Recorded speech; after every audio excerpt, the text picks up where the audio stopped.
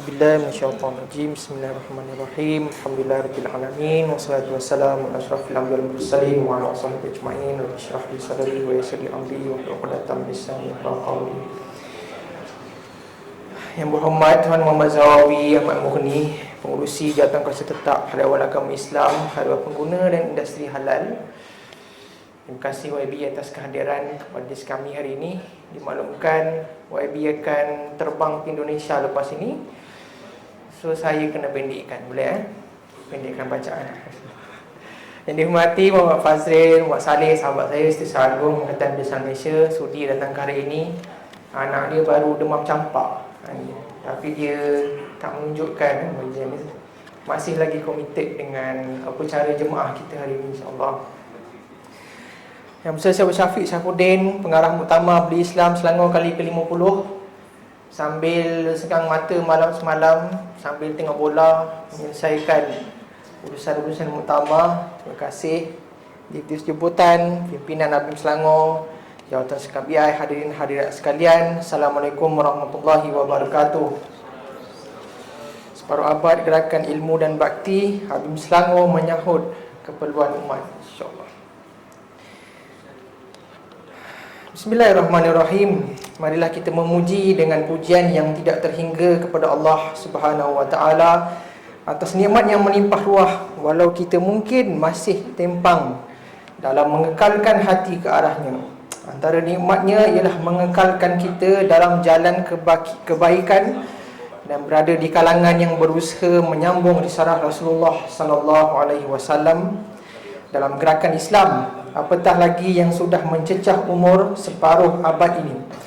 Pelbagai cubaan dan rintangan yang memberi buah pengajaran bernilai untuk kita renungkan demi masa depan yang lebih dinamik, yang berkesan untuk kita menyambung usaha islah ummah dengan manhaj yang sesuai dalam keadaan suasana negara ini.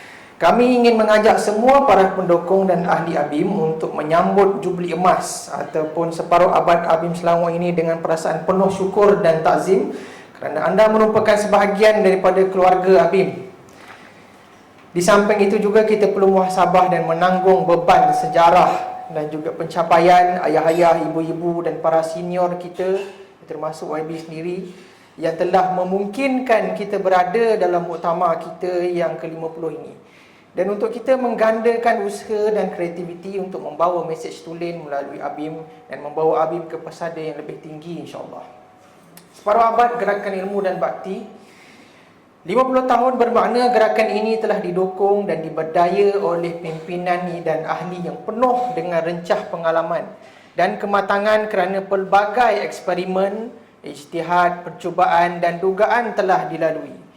Para pemikir dan pimpinan ABIM awal berfikir sangat untuk mencorakkan ABIM agar menjadi gerakan yang berkesan dengan berpandukan teks Al-Quran dan As-Sunnah dan dipadukan dengan konteks semasa. Pelbagai pendekatan telah digunakan untuk memposisikan ABIM, antaranya mengambil posisi corrective participation dengan izin. Maka kita membuat perubahan islah secara beransur-ansur dan berdialog berbanding berbentuk revolusi drastik mirip revolusi Iran tahun 1979. Ada juga pendekatan partner in nation building yang membuatkan ABIM bekerjasama dengan kerajaan dalam membangunkan masyarakat, terutamanya sewaktu 80-an, 90-an, sehingga menghasilkan penerapan nilai Islam dan perkembangan banyak institusi Islam yang kekal sampai sekarang. Di samping itu, ABIM tetap bebas memberi pandangan.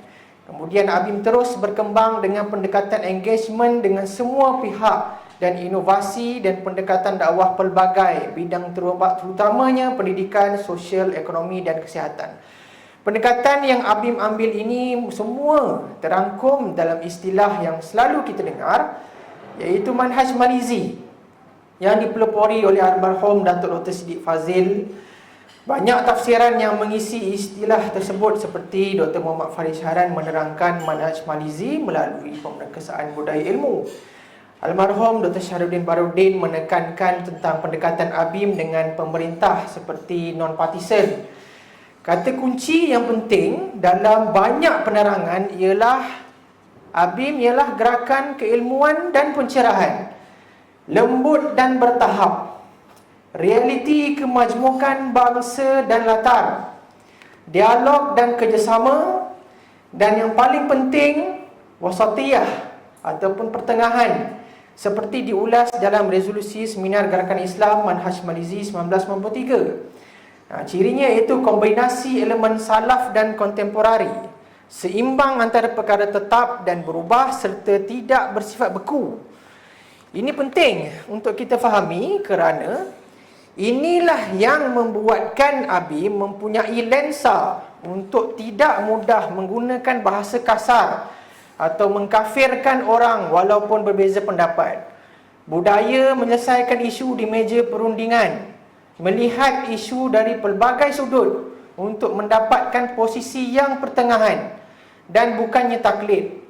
Melihat bukan Islam sebagai sasaran dakwah dan empati terhadap kekurangan maklumat mereka terhadap Islam, dan menerapkan nilai Islam dengan pelbagai usaha yang inovatif, mahupun di peringkat polisi ataupun di kalangan masyarakat marahain.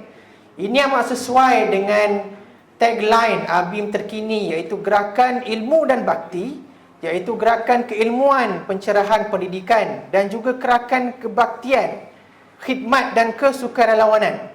Kefahaman ini penting untuk kita hadami dan sedar mengapa ABIM mampu istiqamah hingga 50 tahun dengan ciri-cirinya yang unik, supaya kita boleh mewarisinya ke hadapan dengan keikhlasan dan kefahaman yang jitu tentang gerak kerja ABIM yang tulen. Mengungkap pesan almarhum Cikgu Muslimin Yaakob, arwah mantan yang di-Pertua ABIM Selangor dalam ucapannya 2004.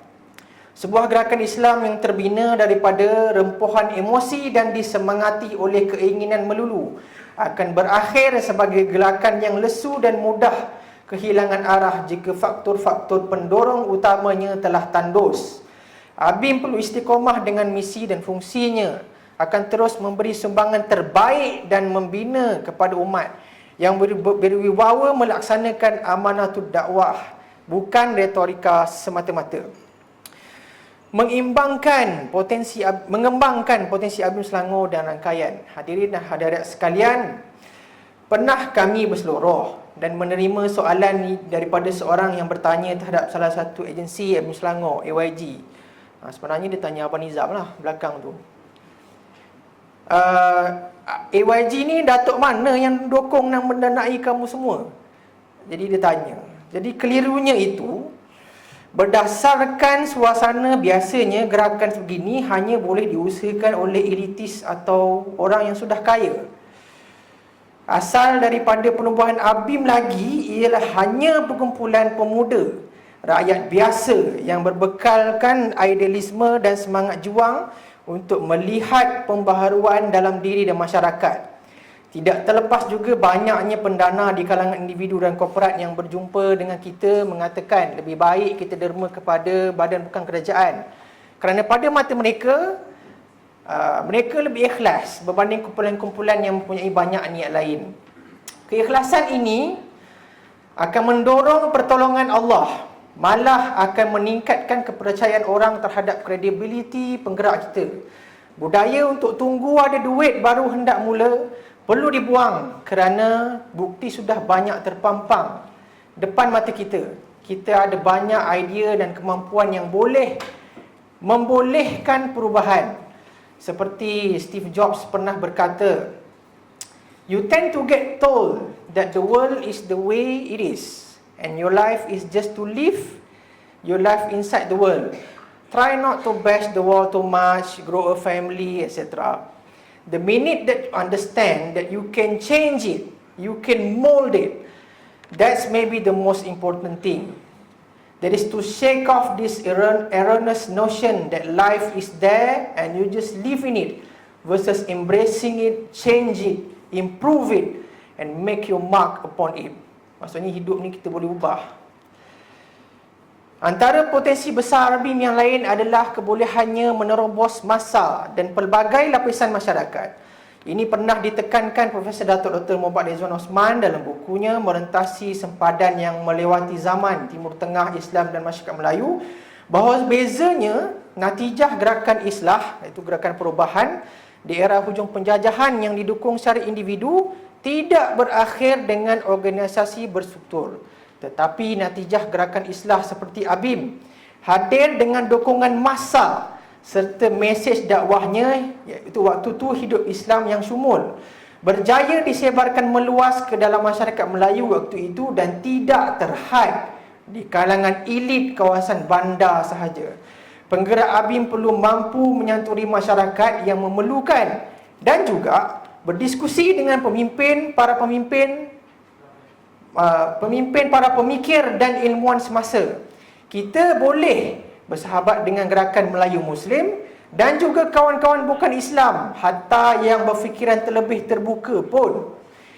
Kita juga boleh dekati juga para pemuda yang sedang berseronok bermain Mobile Legend, atau menyantuni ibu bapa dan memerlukan panduan ketua komuniti dan masjid-masjid.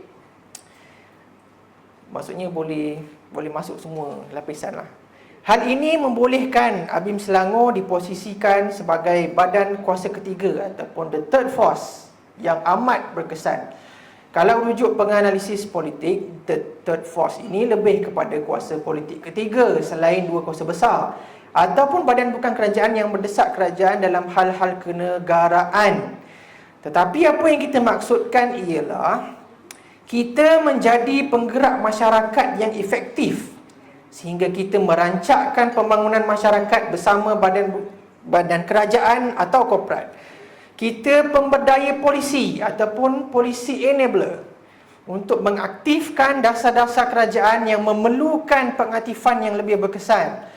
Kita membina inisiatif-inisiatif dakwah yang inovatif sehingga mendorong orang ramai untuk bekerjasama dan menjadi masyarakat madani yang berkolaborasi dan mengembangkan jaringan pelbagai pihak. Itulah the third force. Dalam pengalaman ABIM Selangor, kita adalah NGO yang terawal membentuk Pertubuhan Bukan Islam PIBK bersama dengan Majlis Agama Islam Selangor MAIS, dan kita komited hingga kini bersama MAIS. Kita juga bekerjasama dengan agensi yang tidak ada kebangsaan, lembaga penduduk pembangunan keluarga negara dan banyak program pencegahan dan menerima dan membina bentuk latihan dan program bersama mereka. Kita pernah menawarkan banyak ahli parlimen dan ADUN kepada program-program intervensi sosial kita, terutama dermaga, begitu juga dengan esko kerajaan negeri, terutamanya jawatan kuasa hal agama industri halal dalam pelbagai program kepenggunaan. Terima kasihlah kepada YB, banyak program kita bersama dia untuk kita gerakkan. Hello ABIM juga bersama aktif dalam mengukuhkan lagi Akta Gangguan Seksual, yang mana akta ni apa kak? Dia belum ditabelkan, masih di dalam RUU. Dan pendidikan serta latihan ke arah pendidikan dan pembunyian akta ini. Kita juga terlibat dengan MPBN, Majlis Perlindungan Belia Negara Selangor, banyak bersama Majlis Belia Selangor dan daerah. Itu belum lagi inisiatif daripada agensi-agensi kita seperti Jaringan Taski yang banyak memperjuangkan kemajuan institusi tahfiz dan pendidikan awal kanak-kanak bersama jaringannya. Ada Miss Garaj AYG yang sedang bekerja kuat memberdayakan pekerja belia profesional yang sudah ada pun dalam Akta Belia 668, Akta Pembangunan Belia. Dan Islamic Outreach ABIM Center juga banyak mempelopori jaringan kerjasama bersama institusi masjid dan dalam dan luar negara sebagai tarikan dakwah bukan Islam. Di peringkat cawangan pula, kita amat berpotensi untuk terus menyantuni masyarakat melalui banyak pintu seperti persatuan-persatuan penduduk, ibu bapa sekitar masjid, sekitar kita, terutamanya agensi Taski, Tahfiz dan Seri. Begitu juga dengan masjid-masjid, ADUN, pihak berkuasa tempatan, ketua-ketua kampung ataupun NGO tempatan yang boleh kita cari ruang untuk mendekati belia terutamanya. Pastinya kita boleh menggerakkan satu atau dua program yang impak tinggi di kawasan kita kerana wahana ABIM ini membolehkan kita membuat perkara tersebut.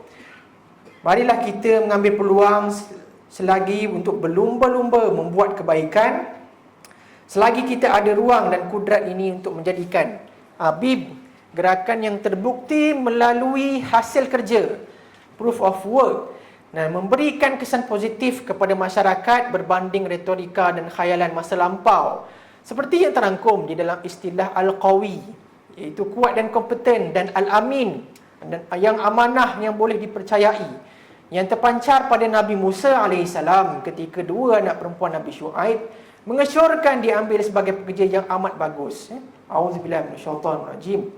Qalat ihdahuma ya abatis ta'jirhu inna khayra man istajartal qawiyul amin.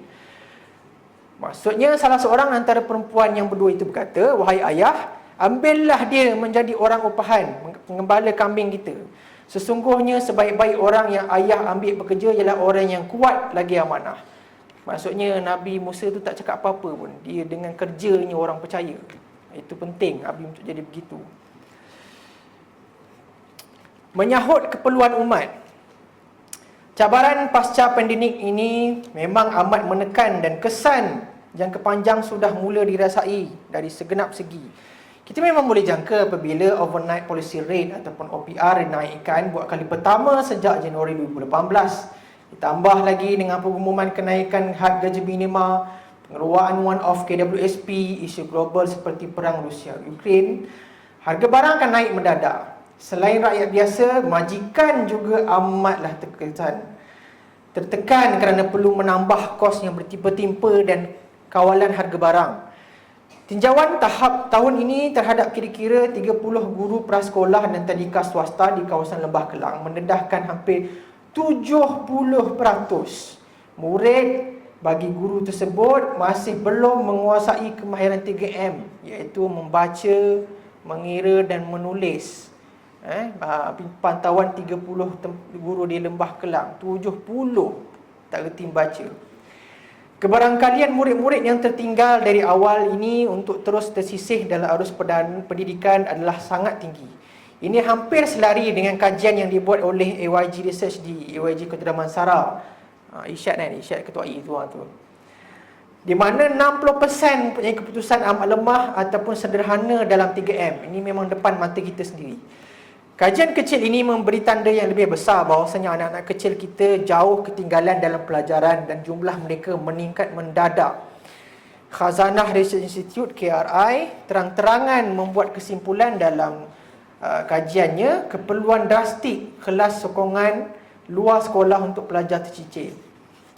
Di samping itu, anak muda dan kanak-kanak kini jelas amat kurang kemahiran sosialnya, terutamanya kalangan graduan dan pelajar-pelajar. Tentunya banyak kesan pelajaran secara berjauhan ni. Apakah mereka mampu untuk memilih pemimpin yang benar berkaliber sewaktu pilihan raya umum ke-15 nanti, yang dikatakan akan dijalankan tahun ini. Kepintaran buatan ataupun artificial intelligence kini melebarkan lagi polarisasi pemikiran masyarakat. Apa yang kita cari akan didorongkan lagi kepada mereka dengan informasi tersebut secara automatik. Sebab itu, kita akan jumpai apa sahaja kumpulan di atas talian kerana ada komunitinya tersendiri. Carilah kumpulan Flat Earth ke, etis Melayu ke, penuntut sihir hitam ke, pornografi ke, namakan sajalah apa-apa. Kita berborak dalam kereta pun, telefon bimbit kita terus boleh keluarkan iklan tentang perkara yang kita borakkan tu.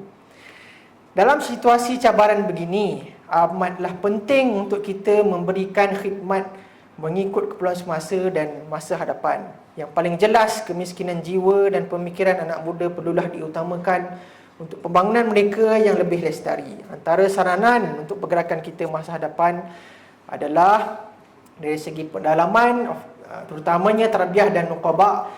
Kebanyakan antara kita telah nekat dalam tamrin nuqaba kita tahun ini bahawa kita semua adalah nakib. Siapa yang pergi tamrin hari itu dah janji kita semua adalah nakib dan nakibah. Ini bahawa kepada pemerkasaan nuqaba yang keutamaan kita, platform untuk koordinasi, pemantauan dan latihan perlu dirancangkan lagi bersama. Menjadi gerak kerja manfaatkan cawangan dan antara WAP, Persatuan Pelajar Islam Selangor, Pepias, Wadah dan juga semuanya sekaligus. Menjadi pergerakan yang berasaskan data. Almarhum Datuk Siddiq Fazil memesan bahawa warna utama jamaah adalah dakwah dan tarbiyah. Yang perlu berasaskan, yang pertama al-hikmah, cara, tempat dan waktu yang tepat.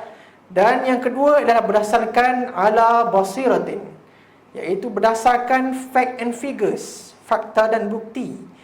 Perkataan yang diambil daripada surah Yusuf ayat 108. Data yang jelas mampu memberikan motivasi dan kejelasan dan strategi kita. Banyak alat dan platform yang kita boleh ceburi sekarang. Media, banyak potensi kita apabila kumpulan media kita sangat membantu. Kita berjaya mengumpul 2.1 juta melalui pelbagai agensi, mengumpulkan lebih 1,000 sukarelawan dan menyantuni 50,000 orang pada misi banjir Selangor Disember 2021. Sebab kerana Twitter dan lain-lain. Terima kasih tim media dan sukarelawan dan semua yang menggerakkan tanpa mengenal penat lelah waktu tu. Termasuk tempat YB sekali. Antara yang terawal datang waktu tu Sepul lah Sepul dengan Kai dulu. Kita juga perlu lebih strategik dan mesra pemuda. Maksudnya pengisian yang lebih pendek dan menarik dalam pengisian atas talian dan media sosial kerana lebih ramai orang dapat kita capai. Dan yang terakhir, pemberdayaan daerah dan cawangan. Formula untuk cawangan, ramai cawangan kat sini. Masih kekal usrah yang berkualiti, satu cawangan, satu program utama bermula dengan semua agensi ataupun jaringan jemaah di kawasan kita.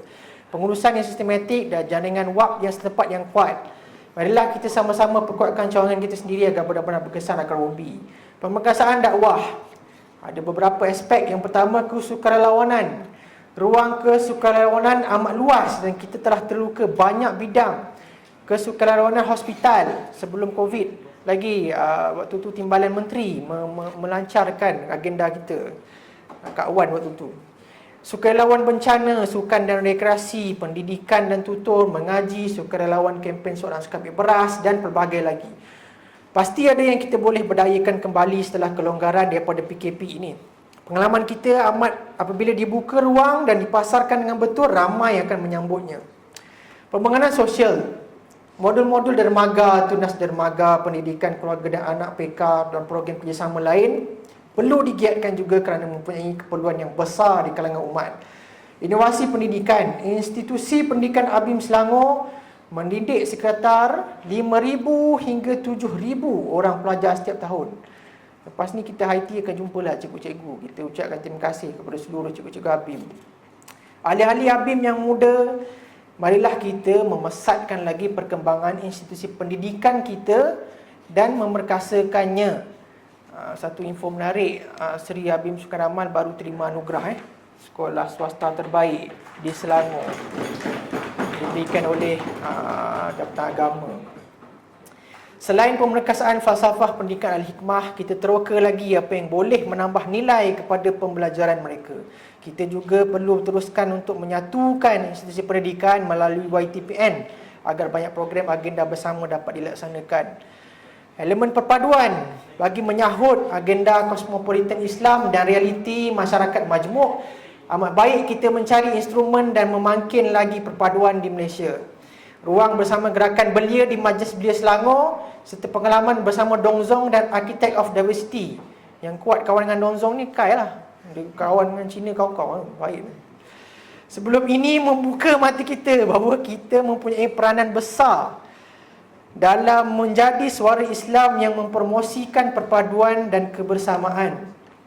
Agensi-agensi kita perlu terus menyokong semua agenda agensi kita seperti AYG dalam kerja belia dan kemiskinan panda, IOS Center dalam dakwah dan pendidikan mu'alaf, serta agensi-agensi WAP yang lain seperti Darul Wardah, Kompleks Darul Ummah, Budi Care, Global Peace Mission Malaysia dan lain-lain. Semoga ikhtiar kita diberkati dan Allah memberikan panduan dan hidayah untuk kita membawa gerakan ini ke arah lebih diberkati dan berkesan mendidik diri masyarakat sendiri, kita diri sendiri dan masyarakat. Intisari dakwah. Memetik ucapan mantan yang di-Pertua Negeri Selangor, yang berhormat Ustaz Muazzawawi Mat Muni, ucapan dia 2009.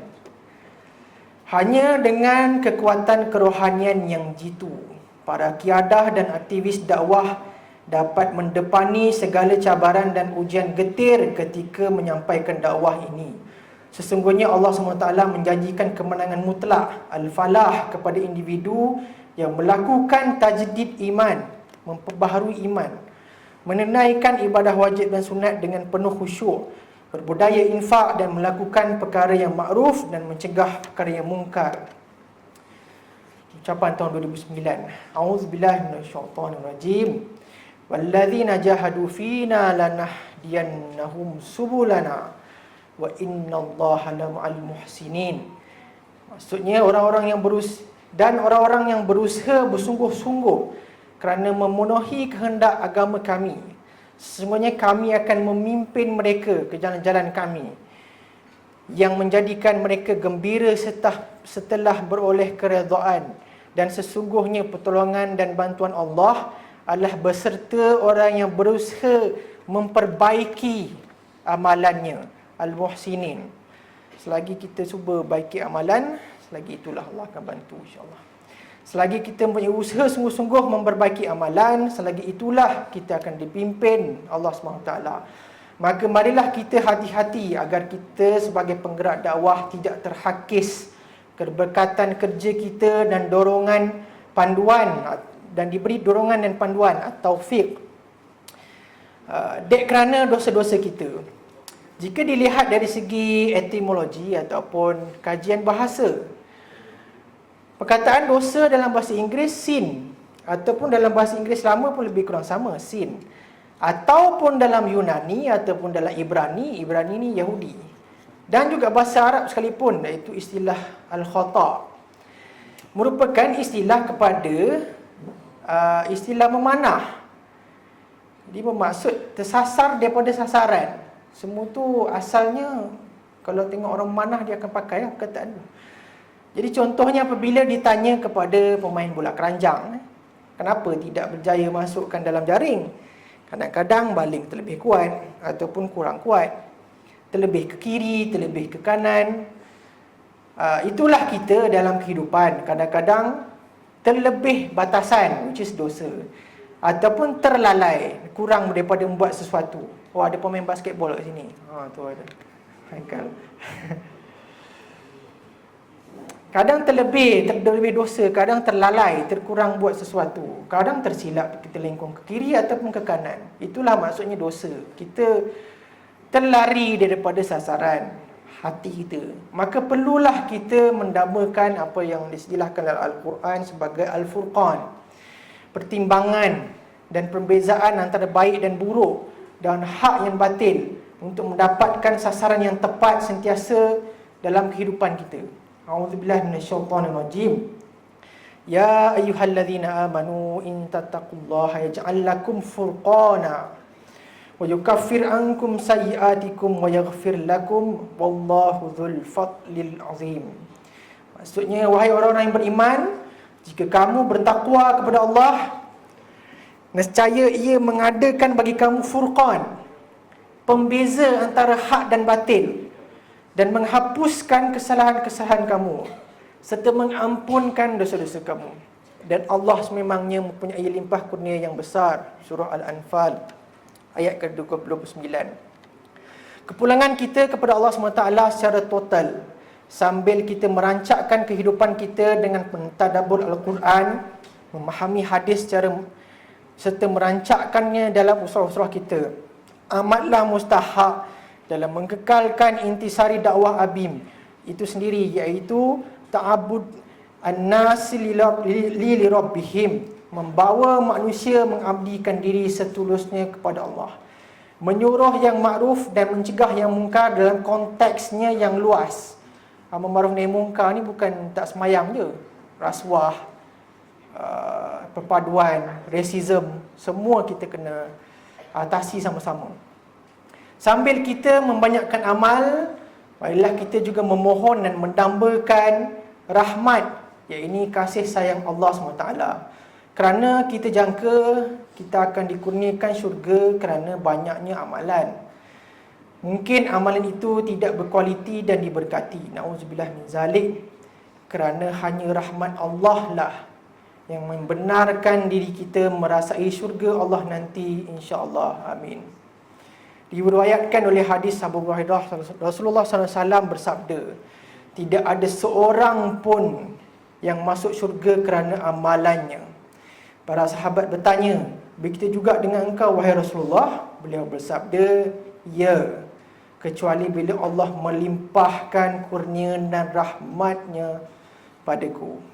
Oleh kerana itu, berlaku luruslah dan bertakarublah.